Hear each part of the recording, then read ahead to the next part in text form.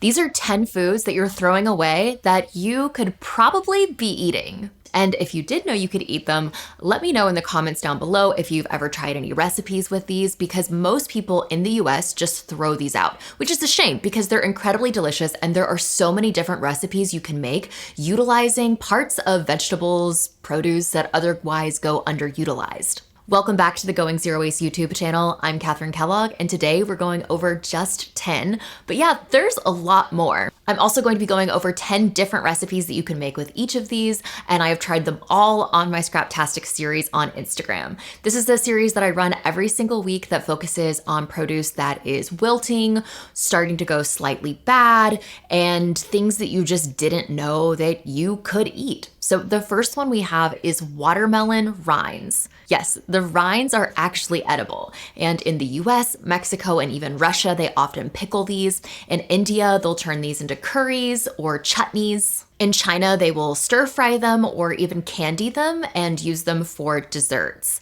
The way that I have chosen to try making them is a watermelon rind jam. I think this is a wonderful recipe to bridge that early fall, late summer. This is just so fun to make with the last bits of your watermelon, and you can pop it in the freezer so that way you can keep some of this all year round. So when it comes to using your watermelon rinds, you do want to peel the really tough exterior green skin away, but that white part that also typically gets thrown away, you can absolutely eat. And this jam is so delicious, and it's a great way to preserve just those last little bits of summer for the fall and winter. The next thing people throw away absolutely shatters my heart, shatters it into tiny little pieces, and that's carrot tops.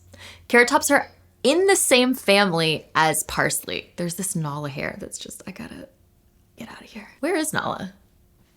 We'll have a Nala break in a minute. Carrot tops. Carrot tops are actually in the same family as parsley. So if you buy carrots with the tops, it is essentially getting parsley for free. You can use it in a 1-to-1 sub in almost every single recipe. It tastes pretty much exactly like parsley, except it is slightly sweeter, which for me, I find parsley to be really bitter, so I prefer using carrot tops in place of parsley. It's so good to garnish for dishes. You can use it for making herbaceous spreads, gremolata, and my personal favorite, carrot top chimichurri. This is one of my absolute favorite recipes that I have ever made. And it is a chimichurri sauce. It's not done in the traditional style because you do use a blender, but it does whip up super fast. It's so good on top of roasted potatoes. You can use it for salads. You can use it as a spread for sandwiches. If you only make one recipe from this, let that be your one.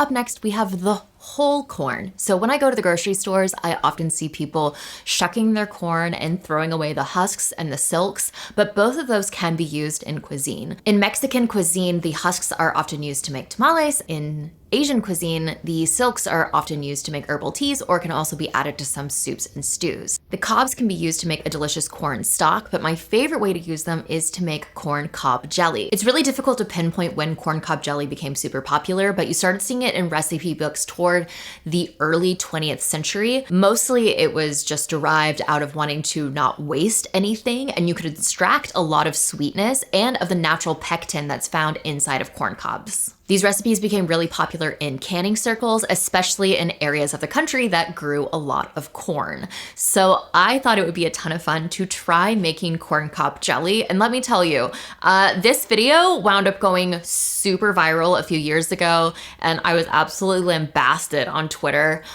I didn't make a lot of it, and it was absolutely delicious. To me, it tasted a lot like honey, but when canning circles made it, they also would add different sugars or different flavorings to make different types of corn cob jelly, but I made just the corn cob jelly plain.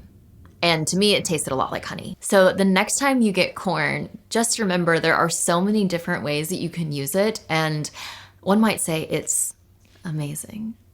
Up next, broccoli stalks.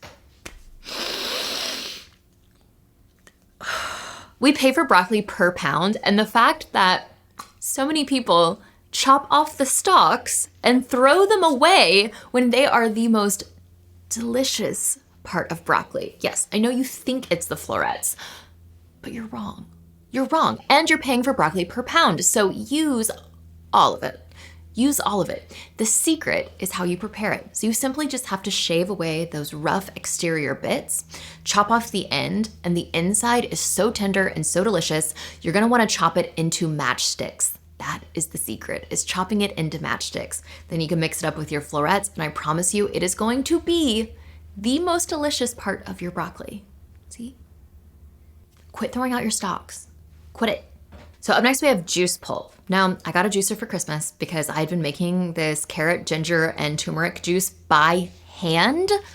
I used a nut milk bag to strain this juice, and I was doing it with my hands. That's by hand with my hands, and I would look jaundiced because I would just have these yellow fingers from hand juicing turmeric juice. So my sweet mother-in-law bought me a juicer for Christmas, and I love it. But you can eat your juice pulp. It might not be surprising, but you can eat your juice pulp. The main thing is how can you make it taste good? So this is one of the ways I use my juice pulp. I turn it into this amazing dressing. It is absolutely delicious. It tastes great on cucumbers. My friend Carly from Plant U makes green juice, and she takes those greens, dehydrates them, and turns them into a greens powder. And I know that there's a lot of greens powders that are currently on the market, but it's kind of cool that you can take that and make your own. I also like to take my carrot pulp and throw it into things like soups and stews. It's a great way to get all of that extra fiber that I was stripping out from the juice. And it just kind of melts away because it's such a fine particle. So you get a great flavor boost and you don't actually have to chop any vegetables. Win-win. But there are a ton of recipes where you can utilize your juice pulp from cookies, crackers, and even vegetarian meatballs. This one has become a lot more popular in recent years, and this is using the liquid of your chickpea cans. It's known as Aquafaba, and it can be used to make mayonnaise, meringues, or even a vegan egg-free royal icing. The idea of raw eggs and icing kind of gives me the ick, so having a version where you don't need any eggs and is insanely delicious is one of my favorite things to do during the holiday season. And this hardens just like your traditional royal icing. So you can use it to build your gingerbread house, you can use it for your cookies, and it becomes super hard, glossy, shiny. It looks great and it tastes amazing. It's also great if you have any egg allergies. Maybe I should do a gingerbread house creation next year and film that for YouTube. That would be a lot of fun. Let me know if you'd like to see that. Strawberry tops or strawberry greens are actually completely edible, so you can just eat the entire strawberry whole if you want to. If you don't really love the texture of that, or if it's for a presentation reason, you can definitely cut them off, and they contain vitamin C, potassium, and magnesium, so they work really great for teas or infusions. I personally really like to infuse mine into vinegar. I love making homemade vinegar, and strawberry top vinegar is delicious, and it's something I often give out as presents. It's a great way to enjoy a little bit of summer if you're giving it out around the holiday season. I love making homemade vinegars, and this dressing is so delicious, especially on a really nice, refreshing summer salad and just having that hint of sweetness from the strawberries. I often use my own homemade apple cider vinegar with the mother, but of course you can buy that at the grocery store and you can use that for your starter as well. Make sure that you really keep everything submerged. If you have a small necked mason jar, I really like to use a shot glass and put it on top so that way all of those strawberry tops stay submerged. If they start to get air, they can mold, and if they mold, they're gonna ruin your entire batch. So really, really make sure that you keep everything submerged and that all of your equipment is super, super clean. Yes, you can eat beet tops. And if you've ever looked at beet tops and thought, wow, this really looks like Swiss chard, you'd be correct. So beet tops and chard are in the same plant species, Beta vulgaris, which I don't know if I'm saying that right, but it is just really fun to say. Beet greens are incredibly nutritious. They're high in vitamin A, vitamin K, iron. They also have calcium, folate, and vitamin C. So the next time you're at the store buying beets, make sure you eat those greens.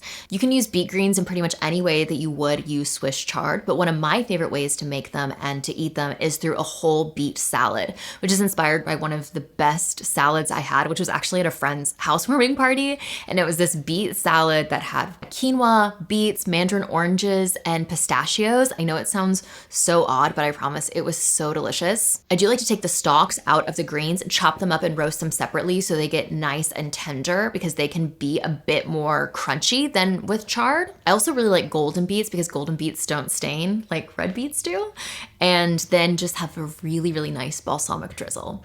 Also, I'm not sure if you caught it, but I use baking sheets as aluminum foil, so that way I don't have to buy any aluminum foil. Basically, you can steam everything and you really don't need to wrap your pans in aluminum foil, so that's a quick little hack, which is just one of 101 tips that you'll find in my new forthcoming book, 101 Tips for a Zero Waste Kitchen. The first half of the book talks a lot about food waste, food preservation, and how to reduce waste in your kitchen, and then the second half of the book is some of these amazing food waste recipes that you will find all in one place. I am so excited, and I also did illustrations for the book, which is super fun. So that will be available for pre-order very soon, and I will link that down in the description when it is available. I really hope that you enjoyed this video. Please give it a thumbs up and subscribe for more low waste, eco-friendly, and sustainable content.